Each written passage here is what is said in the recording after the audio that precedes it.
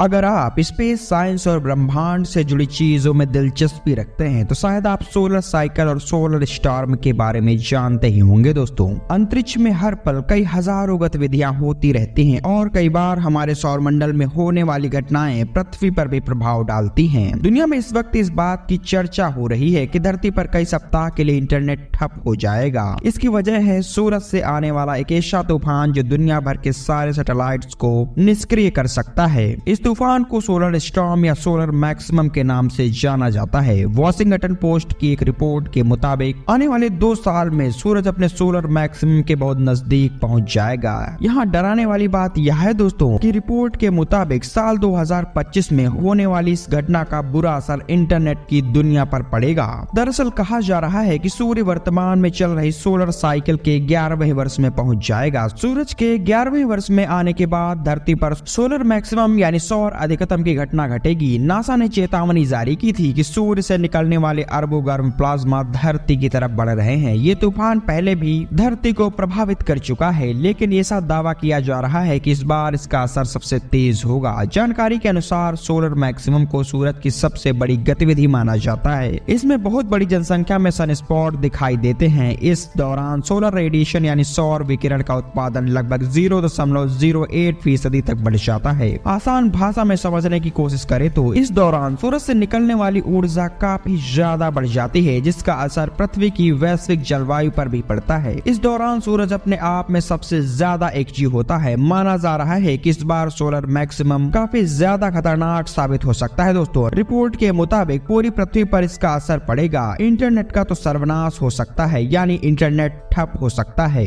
इसरो के अनुसार सूरज की साइकिल 11 वर्ष की होती है और हर 11 साल में एक बार ये रेडिएशन का तूफान यानी सोलर मैक्सिमम जरूर आता है। भारतीय वैज्ञानिकों की चेतावनी के अनुसार सोलर स्टॉर्म जनवरी 2024 के शुरुआत में ही हो सकता है। गौरतलब है कि सौर अधिकतम के दौरान सूरज की ऊर्जा अपने चरम पर होती है। सूरज की मैग्नेटिक फील्ड भी बहुत ज्यादा मजबूत होती है। यह वही समय होता है जब सूरज की ऊर्जा काफी ज्यादा बढ़ी हुई होती है और बड़े पैमाने पर सोलर स्टॉर्म यानी सौर तूफान आते हैं। इसके अलावा सौर विस्फोट होते हैं। कहा जा रहा है कि इस बार हमारी पृथ्वी पर सोलर स्टॉर्म का विनाशकारी असर पड़ सकता है। रिपोर्ट की माने तो साल 2025 में सोलर मैक्सिमम के कारण आने वाले सोलर स्टॉर्म का बहुत बुरा असर दुनिया भर में इंटरनेट पर पड़ सकता है। अमेरिकन स्पेस एजेंसी नासा की तरफ से बेशक इस पर अभी तक कुछ ना कहा गया हो दोस्तों, लेकिन सोलर मैक्सिमम का इतिहास खास अच्छा नहीं है। जानकारी के मुताबिक कैरिंगटन की घटना जिसकी वजह से टेलीग्राम लाइन प्रभावित हुई थी, इस लाइन में चिंगारी उठने के कारण कई ऑपरेटर्स को करंट लग गया था। वहीं 80 दशक के अंत में सौर तूफान के कारण क्यूबिक पावर ग्रिड पर बुरा असर पड़ा था।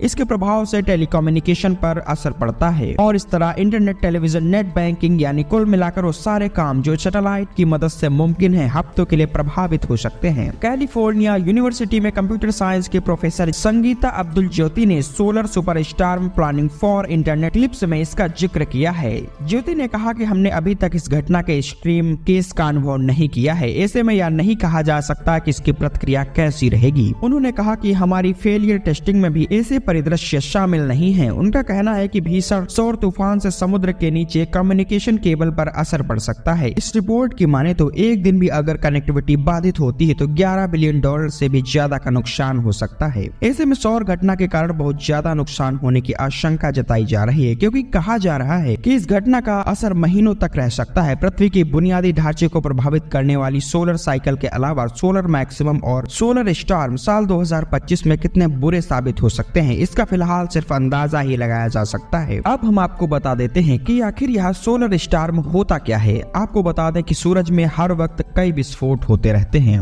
इन विस्फोटों से तेज गर्मी और रेडिएशन निकलती है। इस दौरान अरबों टन की मात्रा में सोलर प्लाज्मा या सोलर फ्लेयर निकलता है जो अंतरिक्ष में फैल जाता है। ये प्लाज्मा धरती तक भी आता है और यहाँ से तूफान का रूप ले लेता है। सोलर प्लाज्मा का तूफान जिसमें हाई लेवल रेडिएशन होते हैं। इस तूफान को सोलर स्टॉर्म और सौर तूफान कहा जाता है। इसकी रफ्तार 250 किलोमीटर प्रति सेकंड से 3000 किलोमीटर प्रति सेकंड तक हो सकती है। इस तूफान में सूरज से निकलने वाले चार्ज प्रोटॉन और इलेक्ट्रोमैग्नेटिक रेडिएशन होते हैं जो धरती के चारों ओर स्थित सैटेलाइट को प्रभावित करते हैं। ये रेडिएशन धरती के लिए बेहद नुकसानदायक होते हैं। तो दोस्तों इस टॉपिक पर आपका क्या कहना है हमें कमेंट सेक्शन में जरूर बताएं। साथ इस वीडियो को एक लाइक करके चैनल को सब्सक्राइब करना ना भूलें।